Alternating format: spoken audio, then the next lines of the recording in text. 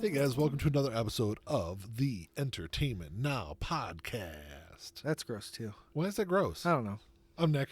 I'm Ian. I'm a little girl playing with my pigtails. Like I said, I wish I could play with my pigtails. I have no fucking hair. Ian is sitting across from the desk from me, so this will be an audio only video that'll be up on YouTube. I will say that I feel like a broken record. You are a broken record. I have all of the videos edited. You know, it's funny because I actually went to our channel to watch some videos just to see how they're turning out. Yeah. And I noticed that the last video that was up was like 3 or 4 episodes before. Yes. You know, it's like, what the hell? So the last video that's up on our YouTube channel is the Friends episode, which has like 700 views, which is a lot for our YouTube channel. Yeah, I noticed that. It's audio only, so. Well, I can... one of those views was mine. Oh well. Thanks for checking in. Yeah, no problem. I figured I should do it at least once a year. So this will be audio only. So I will say that we are coming down to the end. If you have not listened to any of the last, I think 2 episodes of the podcast, we talked about on both of those. We are winding down Entertainment Now. This is season 3, episode 17. We got 5 episodes left. And then we're going to take our summer break. And then we will be back the beginning of August with a new venture. We will be back with... a rebrand. Yeah. I mean, that's kind of what it is. I mean, it is what it is. But it's going to be the Vinyl Den After Hours is what I've settled on. Yeah. There's been discussion. Yep. And we're kind of going back and forth. I liked After Hours. What was one you liked? I liked Vinyl Den After Dark. After Dark. I made it seem like kind of like something that would be on Cinemax back in the 80s at like 1 o'clock in the morning. So this is kind of what I was thinking, was the Vinyl Den After Hours. It's like after the record store closes and you're just sitting there bullshitting in some of the conversations, because it's going to be basically the same thing we do now, where we talk about 1,000,001 topics and probably we don't always get to our main topic. What? That's crazy talk. I know. We are so structured here. But it's going to be more music based. I feel like there's more avenues we can go down, especially since it's not always going to be me and Ian. It's going to be me and my wife, Mandy, sometimes also. Mm-hmm. So there'll be some different things we discuss on there. But it's going to be music-based mostly. We'll still talk about all the same stupid bullshit that we talk about on here. And witch vibrators or whatever else. Or no, why do I say witch? It was wish. I know. So because I'd buy a fucking witch vibrator. Who knows what that could do? There was several years ago. I shouldn't say several. I think it was probably a year or 2 back. We were recording the podcast here, and I had my notes up on my computer, and it kept bringing up the weirdest Wish ads you've ever seen in your life, and I have no clue why they're popping up like that. I know, you buy one vibrator and then they just throw you nothing but ads for vibrators. Whatever. No, it was just we spent like an entire episode just talking about all this. Yeah, riffing on that. We will still talk about all the stupid bullshit we still do, but it'll be more music based. That's all it is. And it'll be branded under the Vinyl Den, which I think just kind of makes sense to, instead of having 2 brands, just have one. Yeah. What do you mean? No, I was just agreeing. You're just agreeing? Okay. So yeah, that's a long way around saying, hey, this is going to be up on the YouTube channel, but it's going to be audio only. There's not going to be a video with it. Damn, you talk too much. Because when we do the Vinyl Den After Hours, it'll be all video based. Yes. I think. So they have to look at our ugly mugs no matter what. Whatever. Which they look at us anyway on the Vinyl Den, Ian. I know. So why not look at us for a 45-minute plus time? So what's going on, Ian? What's new with me? What's new with you? I have an observational rant. Oh, really? I do. Wow. It's observational because I don't know. I guess it's not observational, but it is from my perspective. So, 2009 was the last time there was a Friday the 13th movie. Okay. And the reason being, because it made a lot of money. There was no reason there shouldn't have been a sequel. Was it really 2009? 2009. Yep. So no reason it should have not had a sequel because it made a lot of money. Yes. And things were looking. It was. I mean, from what I remember of it, it was a decent movie. Yeah, it's for I don't know, a remake, reboot, whatever Yeah. the fuck you want to call it. It's good. So I'm gonna say, by the way, hearing you say "freck" just did not sound right. I'm still in Vinyl Den mode, watching my language. Yeah, so hopefully I won't have to do that on the After Dark show fuck the fucking fuckers. or the After Hours show. But anyway, so the reason there hasn't been a sequel is because there were rights issues. So Victor Miller, who wrote the script as a work for hire. Okay. But that was never clear Yeah. in the original legal side of it. Yeah. So after so many years as a writer of it, he tried to legally obtain the rights to the Friday the 13th script that he wrote Okay. and all the characters therein. So Sean Cunningham, who had owned everything before, said, you can't reclaim the rights because you were a writer for hire. Well, it went through litigation, lots of litigation. At one point it was settled, and then it was appealed, and then settled again. Basically, what ended up happening is everything just got split. Victor Miller kept the name Friday the 13th. He kept Pamela Voorhees, and everything that had to do with the first movie.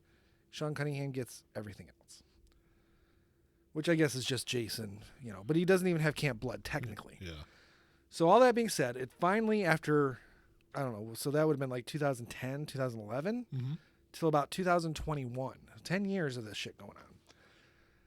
So all that's done. A24, the movie studio, gets everyone on board to do a Friday the 13th TV series. Okay.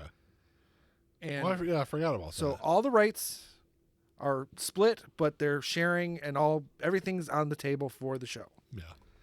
So it's kind of like what Marvel did with Sony with Spider-Man. Essentially, yes. So everything's on the table. They're developing the show. They've started actually casting a few people. Scripts are being written, and that's been going on for about 9 months now. A24 pulled the plug. Why? Because apparently there's more legal shit coming up that somebody on either side, it hasn't been said, is starting to cause a little bit of a problem with it. And A24 is like, this is too much for us. I can't argue against. I mean, At least this is a speculation. I should point out, this is the speculation that I've heard. I can't say that this is exactly what's happening. okay. They haven't pulled the plug completely. They're just taking it and saying, we're not doing this right now. Yeah. And which they're probably saying, look, we're going to kick this down the road a little bit, let you guys figure out your bullshit. Right. Because it's too much and then get back with us. to have to pay into that. Well, yeah, because that's the thing is if you're the studio, you're backing this monetarily, you don't want to go very far. Like, if I was the studio, I would not want to invest all this fucking money for us to get a year or two later down the road and be like, you guys can't do this anymore. Yeah. And then we're kind of stuck holding the bag. So my rant comes from the fact that Friday the 13th, Jason, is the easiest fucking property to put out cheap and make a fuck ton of money. Who the fuck are these people? Sean Cunningham and Victor Miller, whoever it is, I don't care. And it's both of them most of the time anyway. Yeah. Are fucking idiots. They've spent millions and millions of dollars litigating this shit. Yeah. Just let someone make a fucking movie or a fucking TV show. They can rake in the fucking dough and make up the money they've spent. Here's the thing, is like you're not making some big art piece. You're right. It can be completely paint by numbers. And people will fucking go see it. I will be there fucking opening day. It's been 15 fucking years. Yeah. Yeah, I get it. I don't get it. And it's the first movie was made for pennies. Yeah. It was made. The first several movies were made for fucking pennies. $300,000 was the budget on the first movie. Yeah. It was $1 million on the second. Yeah. That's by today's standards, that's fucking pennies. Yeah. And even back then it wasn't that expensive. Yeah. That's unfortunate. Maybe hopefully the threat of A24 backing out will get everything back to the table to hash out the issues. This is my concern. So Brian Fuller was the showrunner. Now, he says he's no longer involved, and it's because of all this. But I'm concerned because this is not the first time that a property that Brian Fuller has taken on has gone through the pre-production process, Yeah. and then he's left or been asked to leave. Yeah. That happened with Star Trek Discovery. He was the one who got it started, got it into pre-production, and right before filming, he's gone. Yeah. And they bring in new people. I'm assuming they're the ones who fucked it up because that's the final product we got. Redesigning the Klingons, for example, is a dumb fucking idea. It doesn't make sense. Like, yeah, okay, go ahead. Anyway. I don't want to interrupt you. Yeah, so it bothers me so fucking much because it is so easy. And if anything, Terrifier has proven that people don't really need an artsy Friday the 13th. No. All they want is to see Jason fucking teenagers up in a camp. That's it. The gorier the better. Just let them do it. You can do it for pennies. Fucking Terrifier cost $60,000, the first one. Yeah. And the second one, all he wanted was $60,000 more to do it. He got $250,000. Yeah. And it was better. But that's the thing with Friday the 13th is, it's not like the other horror movies. It's not a thinking man's horror movie. No. It's just a zombie basically attacking people and killing people in the most odd and peculiar ways. That's speculative because he may only have been a zombie for 6, 7 and on. Yeah. But, still, it doesn't matter. You can go back to basics. You could do anything you want. Just do it cheap. And that's it. Yeah. Just put all the money into the actors and the gore, and you're good because you don't want shitty actors in there. Say what you will about the acting in the first batch of them. By today's standards, their acting is in many ways fucking Oscar worthy for being low budget, no name actors. So it fucking bothers me. And these motherfuckers, I don't know what they hope to gain. I know Sean Cunningham fucking hates Friday the 13th. To him, it is just a cash cow. Yeah. It has always been. He's never liked it. He didn't want anything to do with it aside from having an executive producer credit on the next 2 after the first one. He doesn't care. It's just fucking cash. And that's the thing is when you don't care about a property and it is just money, it makes it easier to fight over pennies. Right. And Victor Miller's not much better because he never liked the Jason side of it, which is what really sells. Yeah, it does. I get it. Victor Miller's a writer, so he takes it as more of an artsy thing. And all the subtext that he claims he put into the script, which, sure, if you look deep enough, maybe it's there. It's not there. It's not there. It's not there. It was essentially a Halloween / Psycho ripoff with reverse characterization in the killer. That's it. Yeah. Nothing more than that. And that didn't need to be anything more. And it's essentially a classic film. Yeah. There are filmmakers working right now, and I don't say this easily because I criticize a lot of the modern filmmakers, but there are filmmakers right now who could do fantastic things with Friday the 13th. Yeah. And there's also some that could probably fuck it up. Oh, of course. I mean, we did get Jason Takes Manhattan. Yeah, but you know what? It still has its good parts to it. Not a lot. I think it's the weakest of all of the Jason movies. Yeah, some would say it's 9, but I feel there's at least attempts at something in 9. Yeah. Well, and some people would say 10, but I love 10. Yeah, 10's, because 10 doesn't pretend to be anything other than exactly what it is. It is Jason in space. It is Jason in space, and he is doing what Jason does in space. Yes. That's it. And it, like I said, it doesn't pretend to be anything it's not. But that's the beauty. And this is the simplicity of those movies and of the entire franchise. Right. As somebody who loves, it's probably, I'd say it's my favorite slasher series. I don't know if I go that far, but it's a one that I love. And to be fair, there are fan films right now that are doing exactly what these studios could be doing, and they're doing it on for fucking YouTube. Yeah. So give them fucking money. They'll make a good fucking Friday the 13th movie. But the problem is you can't because of the legal issues. It's stupid and it's a waste of time. Hopefully it gets resolved and we get to be honest though, I was always a little leery of a Friday the 13th series. Well, the premise that was sold to us, as little as was given, was that it would focus primarily on Jason as a child and his family dynamics. Yeah. Which there is family dynamics that is sprinkled through the series. Yeah. So we get a little bit more backstory on Pamela. We'd finally get introduced to Elias, that's the father. Yeah. Things like that. And it would be intercut with Jason in the modern day. So we'd get fucking Jason too. Okay. That's what was billed to us, or alluded to us. Yeah, that's how it was built up. Yeah. So to me, that's fine. And there was talk that there was going to be even separate films done by the other side of, probably Sean Cunningham's side, Horror Inc. They would just be Jason. Yeah. Just fucking Jason films. Yeah, which is fine too. You're right. It could work, yeah. I mean, but me personally, I think we'll probably not ever see it. If they want to, they could fucking do a complete reboot, but just make sure it takes place in the 80s. Yeah.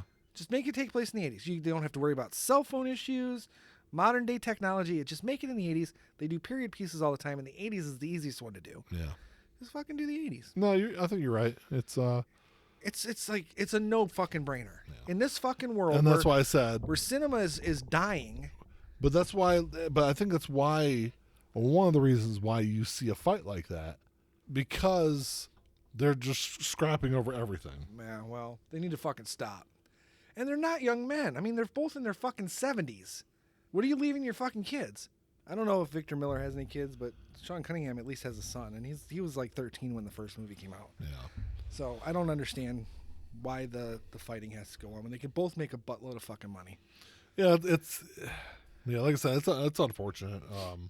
Hopefully they get everything all figured out. Is that all you had to? Yeah, that was my my whatever. Your rant. Yeah, when you ask me what's up, I usually don't have. You're anything. right. You hardly ever I can count on one hand how many times you had something to say in the last 7 years that we've been podcasting. Right.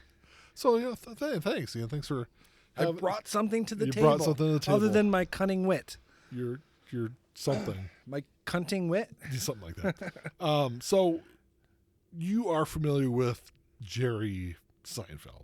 No, I've never heard of him. Never heard of the guy before? No. He did a very overrated sitcom in the 90s. That Jerry Seinfeld. Yeah, guy. Gotcha. I know what you're talking about. For probably about the last decade or so, Jerry's been on this crusade. I shouldn't say crusade. He's spoken multiple times about how PC culture has kind of ruined comedy. I think what kind of started it all was he was on a college tour. Right. And I don't know where it happened at, but I don't remember if he was booed or well, there were college campuses that were canceling his shows because students were complaining. Okay. Not just him. It may not even have been him. I don't even see how his fucking humor is that offensive. It's not. But other comedians were being canceled. And it wasn't just comedians. It was speakers on, lecturers and stuff were being canceled because for whatever reason they were considered controversial or offensive. I don't know. Yeah. So I get it. I get that part of it because that's just fucking stupid. If it offends you, don't fucking listen to it. But, that was a real thing. I think what you're getting at is what he's brought up recently. So he was on, what show was he on? Joe Rogan, probably? No. He was on a recent episode of the New Yorker Radio Hour. Okay. Told David Remnick that iconic sitcoms are no more because of political correctness. So as far as so I kind of look at this, there's two different aspects here. Okay. I feel like he's kind of overgeneralizing some of it or a lot of it. As far as sitcoms go, there's always kind of been this PC-ish kind of nature. Yeah. Because it's sitcoms that are on regular television. Right. On your basic, on NBC, ABC, CBS. Yep. Those have always been kind of, I don't want to say homogenized, but kind of had a lot of the controversial aspects of it watered down. Right. Because it's on basic. They've got to sell advertising. It's on network TV, so they've got to sell advertising. Correct. If you're out there being controversial in your sitcom, Coca-Cola doesn't want to sponsor you, Right. or whatever a sponsor, it's easier to lose ad revenue because of it. Right. Which is how the shows are paid for. Which is what networks care about. They don't Right. really care about the content or anything No. else, just as long as they can sell it. So that's always been an aspect of it. But there has been this like trend. It happened with Friends, where people were talking about all these negative aspects. I remember like the big thing that came up quite a few years ago now was the underrepresentation of minority characters in Friends. Right. It's true. I mean, Charlie was one of the only main characters who was not white in the show. Right. And I mean, she wasn't really a main, she was just a recurring character. Yeah. His second wife, what was her name? Emily? Yeah. Wait. Yeah, Emily was the second. Yeah. Emily was Asian. Oh, no, that was Julie. They weren't Julie, married. Julie, They that's weren't right. married, though. Oh, that's right. They were just I don't even think they got engaged. no, they didn't. But anyway, he was dating Julie. Julie was there for almost the whole second season, or the whole second season. Yeah, more or less. Because outside of Julie and Charlie, those are really the only minority characters. they came through periodically. I mean, there was that episode with Gabriel Union where Joey and Ross were kind of fighting over her, but that was one episode. Yes, and that was still pretty later on in the series. And now that you mention it, I can't really think of any like African American men that offhand that were like named characters. Yeah, I don't offhand think so. I can't. But there were some like in the background, like in the coffee shop. oh yeah, things you'd like see that. them, But like there were extras and stuff. There was never like, oh, I'm sorry, I take that back. One of Chandler's bosses was black. Did he have a name, or was he just one of Chandler's bosses? Because I He couldn't was tell you there. what his name was. He was there. He was in multiple episodes. I remember, Okay. like earlier on in the series, but still, Yeah. comparatively to the rest of the cast, Right. there was not equal representation to what the demographic in New York City was in the fucking late 90s. Correct. So I kind of get that. But they're looking back at that show, Right. 25 years later. Well, 30 because it's been 30 years since the show went off the air. Oh, that's so- true. That's true. Or no, So, no, it's 20 been 20 years since the show went off the air, and 30 years since it started. Yeah. So, So that's what I'm saying. Like looking back looking back like 25 years, it's easy to look back through that lens. But like at that time, there was nothing controversial about no, Friends. I mean, you could almost argue that there was a certain level of segregation on television back then, because there was plenty of shows with all African American casts. Family Matters. Family Matters, Cosby Show. Cosby Show, Living Single, and Living Single was even unique in the sense that it was all female, basically an all female cast. They were Wasn't 227 all? Yeah, that was more the late '80s. Yeah. Yeah, that's true. And that was kind of come off of Amen and the All in the Jefferson. Family. Well, Not All in the Family, but yeah, Jeffersons. Jeffersons. They weren't spin-offs, but it was kind of a flow of just this handful of shows that were geared specifically for African American families to watch. And I would say that there were, I don't know, I wouldn't say that they were segregated. I think it was TV shows. Like loosely segregated. TV shows in the 90s, I feel like probably was more integrated than maybe any time in the 80s. Perhaps, yeah. I mean, everything was changing, just like everything else. Things are progressing. Yeah. But in the 90s, you had Different World, which was a spinoff of the Cosby Show. Yeah. So I mean, there was you had sitcoms that had primarily white casts, and then you'd have the occasional person of color come through. Or you had shows that were predominantly a cast of people of color. There wasn't a lot of overlap, whereas nowadays everything it's all just blended as it should be. To me, I'm one of those people, I don't care. Like if I was casting a show, I don't really see a scenario where I'd say we need a black character here and a white character here and an Asian character. It would just be kind of an open casting. I will say this. And that's how it should be. What's Topher Grace's TV show? Is it still on? Home Economics? Well, whatever. I don't care if it's still on or not. But they did. 'Cause I love that show. That was one of those shows where everyone was represented in that show basically. In a sense, yeah. And they did it in a way that it didn't feel forced. It was just that's what it was. Right. And they did it really well. I think it was really well written. Of course, the acting in it was I mean, you top could notch. argue that there was definitely more white representation than any other. Well, yes. But, for sure. That you're right. I love that show because I don't watch from that perspective because, I'm white and I have the privilege of never having to worry about that. But when it's brought up and it's pointed out, I can see those things. And to me, it's a weird thing right now, where when in the 90s, the hope was, the idea was that we'd get to a world where there would be no color. Yeah. You don't see color. Yeah. Which is a very white thing to say, but True. But it's exactly what Martin Luther King wanted. I know. But unfortunately, minorities don't live in a world. You're right, and they will never live in a world. What I'm saying is, and I'm not saying it was like that. I'm saying that was the hope. That was the point that we were working towards. Yeah. And in the 90s, I kind of felt like we were progressing in that direction. I don't know when it changed. It's sometime after 2001. You can't say 2001 was the cause because that caused a whole other area of and I think racial problems. And I think it was later than that too. And it might have been. It could have been even as late as 2008. Yeah, I would say it was somewhere around. I felt like it was really kind of changing, like 2003, 2004, and going back to this point where everything has to be color, and that not just. And I'm not talking about the racists, because for sure, at least since 2008, the racists have all fucking come out of the woodwork. Yeah. All the racists who had been shamed into the shadows and the darkness in the 90s. At least that's how I felt.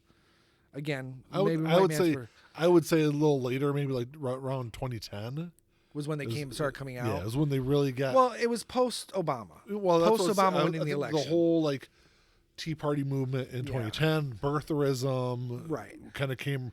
I think a lot of that kind of brought around all the racists out of the shadows. Yeah. And it basically gave them a platform. It took us all back, 30 years, 40 years from where we thought we were in the 90s. Yeah. Because you're right. There was I never saw that as the reality. I saw it as the reality we all wanted. Yeah. But I knew it wasn't the reality. Yeah. I mean, you take one look at, the Rodney King situation, the riots, you saw that was not the reality. Yeah. But it was definitely the reality that I think most people were trying to work towards. Yeah. But kind of back to my original point, though, is I think when he's talking, when Jerry Seinfeld is talking specifically about TV sitcoms, I think he's really kind of missing the mark because it's always kind of been like that. Right. It's all over the last 40 years, it's been like that. Oh, even longer. I mean, you couldn't even see. I'm 45, so it's actually gotten slightly better because I mean, in the 50s and 60s, you couldn't even see two married adults sleeping in the same bed. Of course. But where I think he is dead wrong is when it comes to streaming sitcoms. Right. Streaming sitcoms have been very, very edgy and very controversial over the last several years. Take the Ted show on, is that Hulu? Peacock. Is that Peacock? Yep. Which I've not watched yet. I will say I've watched the first half of the first season. There's absolutely no way that could ever be aired on network television. Oh, of course not. Absolutely not. So he's wrong when it comes to streaming because they're able to not worry so much about advertisers and things like that. Well, to be fair, this is still going plus, back. In the streaming world we live in, everything is niche. Like everything, like everyone has their own little pockets of entertainment. Yeah, but there's also, in going back just about 10 years, no, not even 10 years, maybe closer to 15. The cable network televisions shows were a little bit more risque too. Yeah. I just finally started rewatching Community. Yeah. I think I'm almost done with season 1.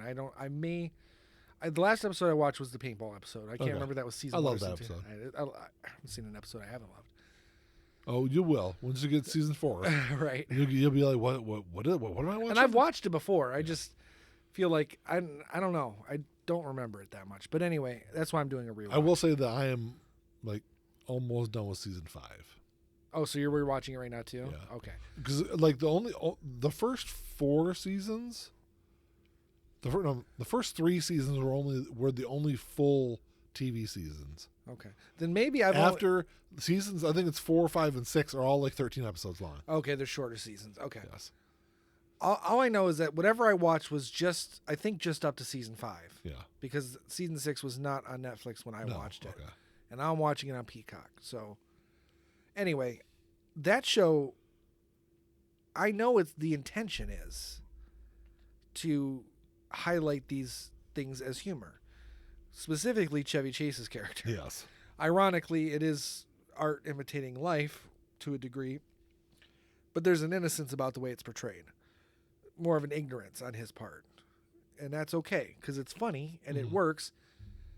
And I would imagine that if it was truly offensive, you have 2 actors on there, at the very least, who would have, I'm assuming would have had enough power to say, whoa, that's too far. I would hope. Yeah. Donald Glover, I mean, I know he wasn't as well known then as he is now. Or Yvette, I can't remember her full name, Yvette. Anyway, I would imagine that at some point they could say, what? Yvette Nicole Brown. Yes. I would imagine that at some point they could say, well, that's too far. Yeah. So, and I know they dealt with racism from Chevy Chase on set. I will say, that was outside. It's funny you bring that up, because I don't know why. So I do know why, because I've been watching Community. So I've watched several YouTube videos about like the gas leak season, which is season 4, and like some of the other stuff behind the scenes.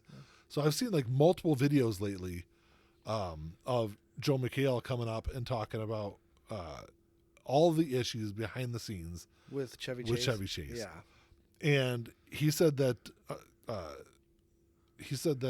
don't know why his name is Joel. I don't know why I said Joe, but Joel McHale said that behind the scenes, Chevy would bitch all the fucking time about how horrible the lines were, about how long his hours were. Basically, he was like this big movie star that was like slumming it basically, and that's how he treated the entire cast. Okay. He said that Joel McHale said that he actually got in like physical altercations with Chevy Chase on set, and he like dislocated Chevy Chase's shoulder. Really? Yeah, when they were fighting one time. Yeah, he said it was bad, like really, really, really bad. I'm glad it doesn't really show through in the performances. No, and that's what the whole video was, is like you had all this like turmoil, like real shit going on behind the scenes where they could not stand the big star actor. But, his performance on screen was flawless. Right. Those first 4 seasons with him fully invested. He was never fully invested. No, but he did his job. It seemed like he was fully invested. Right. When it came to his performance. Yeah, it was not. Yeah, definitely go on YouTube and look up some of those videos. Joel McHale is not shy at all about talking about all this stuff. And he said, like, since the show ended, no one has talked to Chevy Chase at all. He said there was one time. That seems to be the standard for everything Chevy Chase has ever done. Yeah. Joel McHale said that he did he did a movie. I think it was a movie where he played Chevy Chase, like real life Chevy Chase. I don't know what the movie was about. Well, Chevy Chase was playing himself? No. Or Joel McHale was playing Chevy Chase. Okay. He said that's the only time he's talked to Chevy Chase. He had like an hour-long conversation with him about it. And it was more so about Chevy Chase was happy that this one, I don't know, the one director was like being showcased in this movie, finally getting some recognition.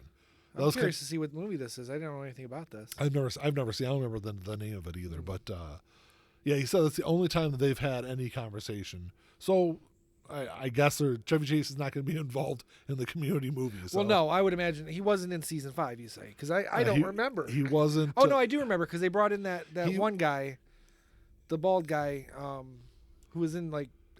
Was he in Better Call Saul or Breaking Bad? Remember. One of those shows. I know him because he was the bodyguard from Beverly Hills Cop 1, and he's been in, he's a good character actor. He's in a lot of stuff. But they brought him in, and I guess he was kind of meant to replace Chevy Chase, but he was different. Chevy Chase was only in the very first episode of season 5. Okay. After that, he was done. And I think he was only in as like he was like a hologram Okay. in the episode.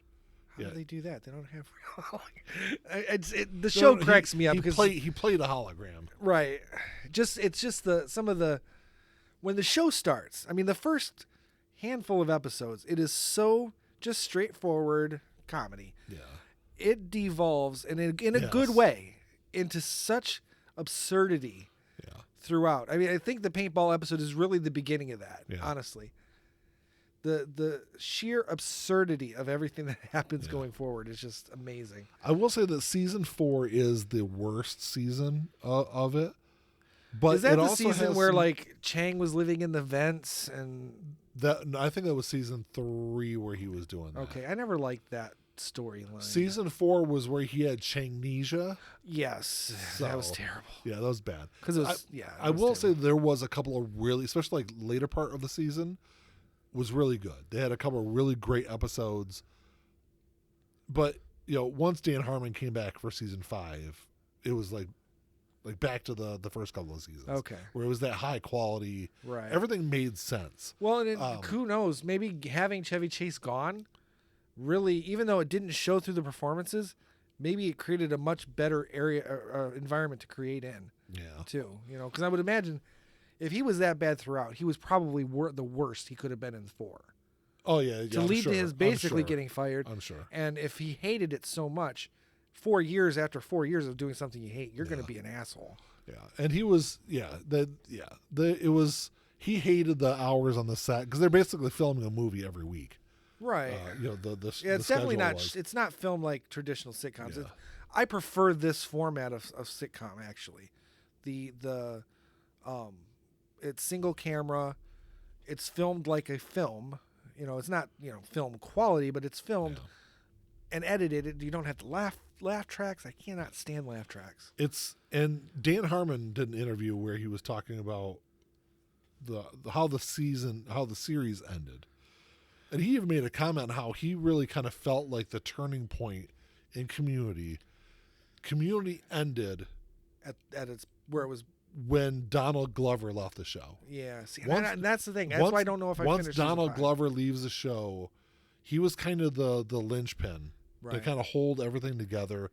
His relationship with Abed, and they really were kind of the stars, at least for me. They really were, and because they added a different dynamic to the show. Right. And then after Donald Glover's character leaves, Abed is paired up with Annie, and it works to okay, but it's nowhere close to what it did with Troy. With Troy, yeah. So I don't know how we got off on that. Because we were just talking. I brought it up because there's a lot of things in that show in 2010, 11, or 12, you couldn't do on regular network television. And that was like FX, wasn't it? It was on FX originally, which was a cable network.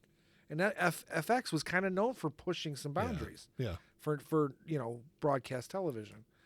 So as far as sitcoms today, if you want edgy, you're not going to go to ABC. You're not going to go to NBC. You're not going to go to CBS. No. It's just not going to happen. To be honest, I don't even know if they really have real sitcoms on there anymore anyway.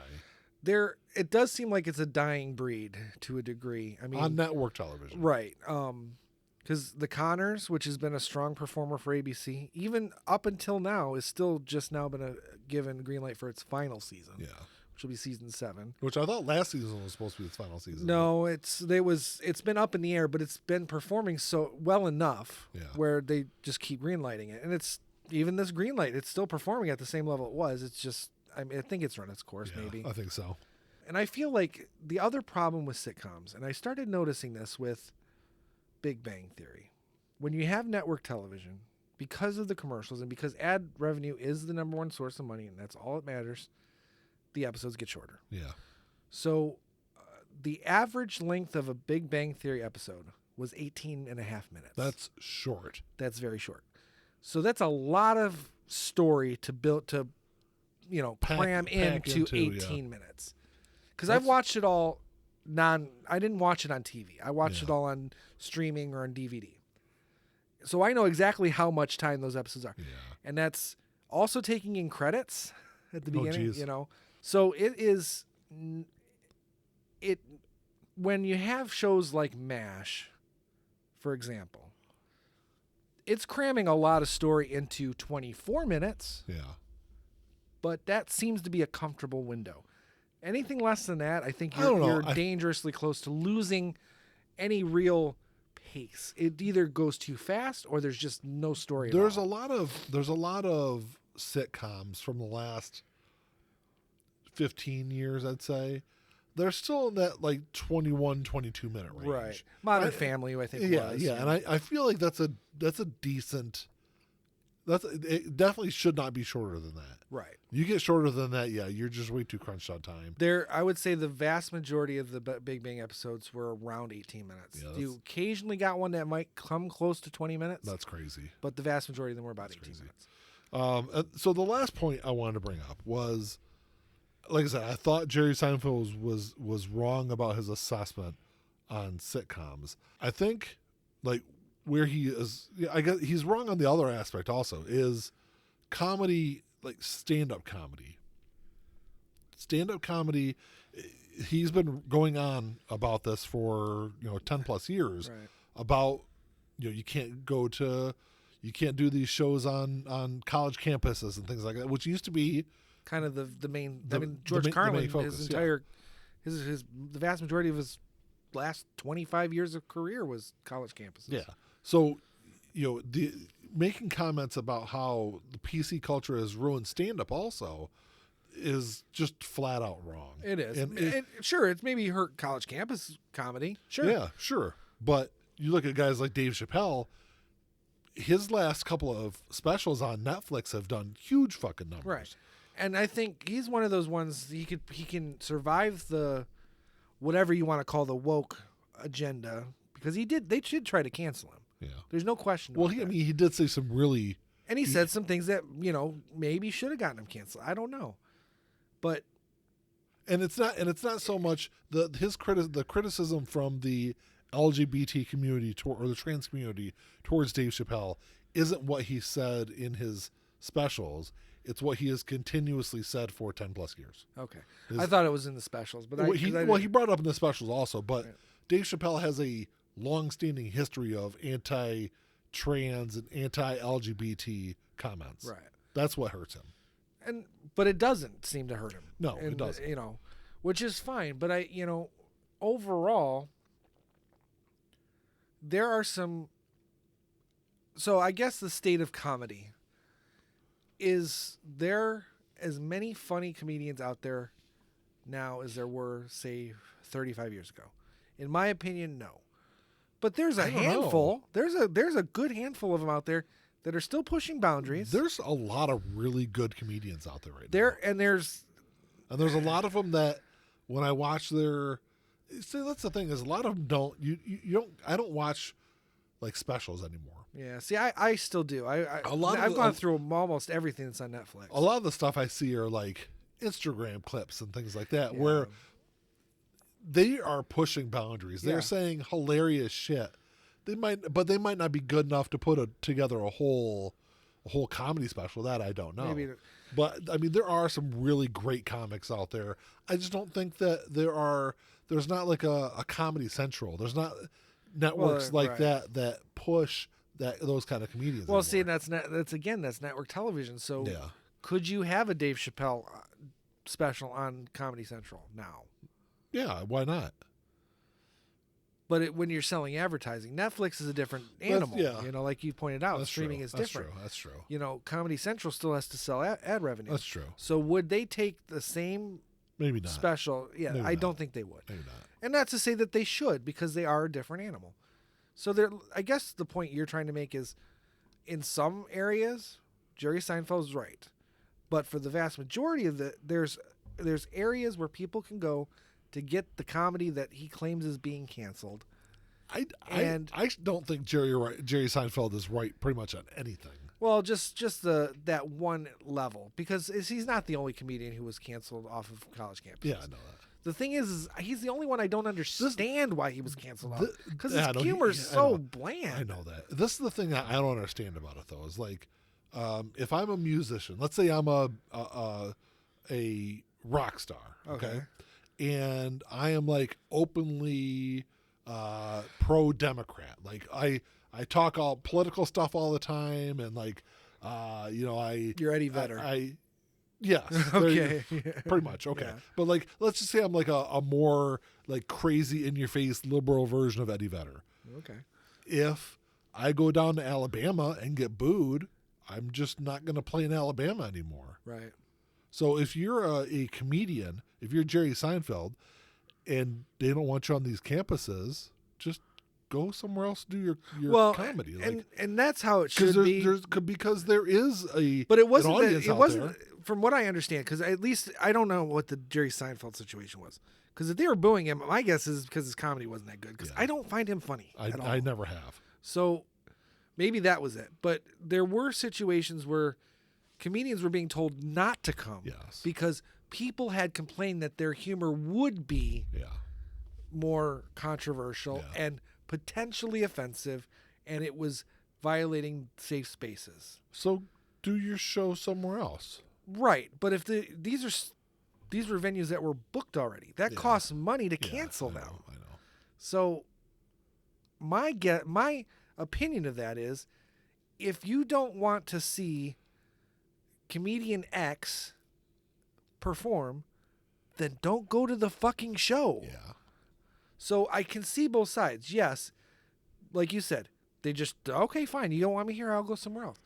But the problem is that some of these people lost money because of it, and it's really because people who probably weren't even going to go to the fucking shows in the first place were complaining that these people were even going to be there. Yeah, that's where the complaint that I always understood it, and on that point, I do understand. Okay. But as far as Jerry Seinfeld goes, if it really is about him getting booed, it's because his comedy fucking sucks.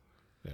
I don't care what anyone says. Seinfeld, Jerry Seinfeld as a show, he's never been controversial about anything. Anything that was ever funny on Seinfeld was not because of him anyway. It was because of Larry David and the writers. It had really nothing to do with him anyway. Not at all. And I would say the peripheral characters were more interesting anyway than Jerry Seinfeld in the grand scheme. But I guess I'll leave this as saying, like, there are good sitcoms out there. There are great comedians out there. They just aren't on network TV. Yeah, and there's going to come a point where there won't be any network TV anymore. Network TV is dying. We're getting closer and closer to that. Yeah. But it's just like it's the same thing I say about music. There's good music out there. Just go find it. Yeah, There's and good, if you there's don't good comedy like it out there, go find it. If you don't like it, that's fine. You can tell me you don't like it, but don't tell me I can't listen to it or I can't watch it because you don't have to. Yeah. If I choose to, that's my choice. You go your way, I'll go my way. There's plenty of shit out there for everybody. There's a whole song about that. You can go your own way. Yeah. Go your own way. Isn't it by that that one band with those people in it? With that one gypsy lady? Oh, you can't say that word. You can't say that word. That's why I said that. Which I don't see. That's I know. That's where the problem really is. It's like when you say woke is supposed to be a good thing. That means you're seeing the truth of things. But when it gets to the point where you're literally telling people you can't say gypsy anymore, when it's not negative in your intention. I get the N-word because that was negative from the beginning. Yeah.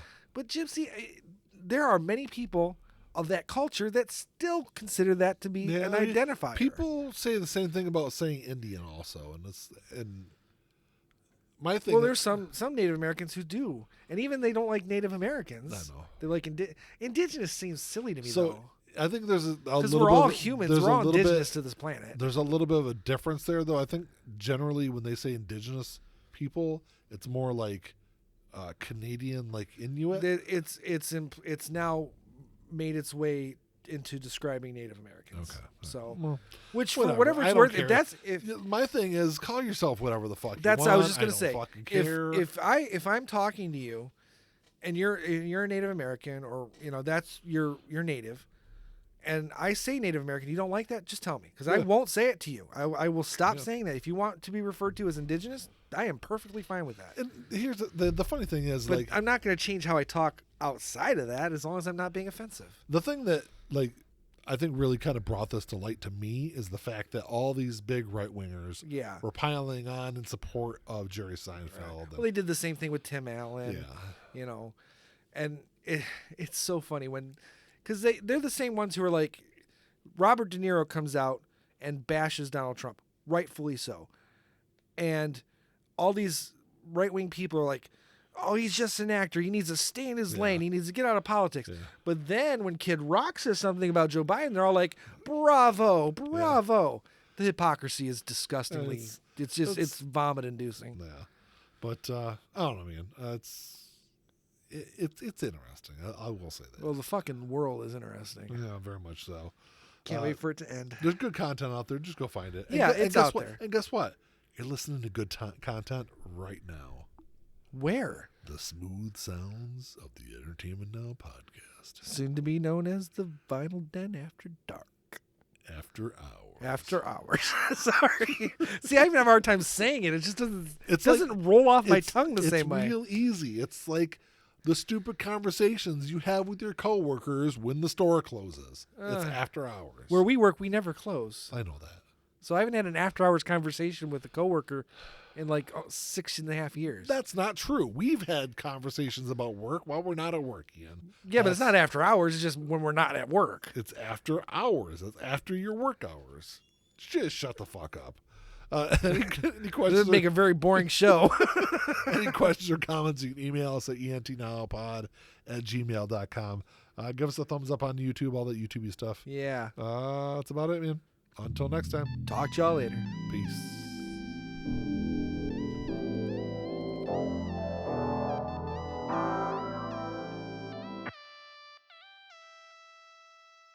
Play my role, let me tell you about it.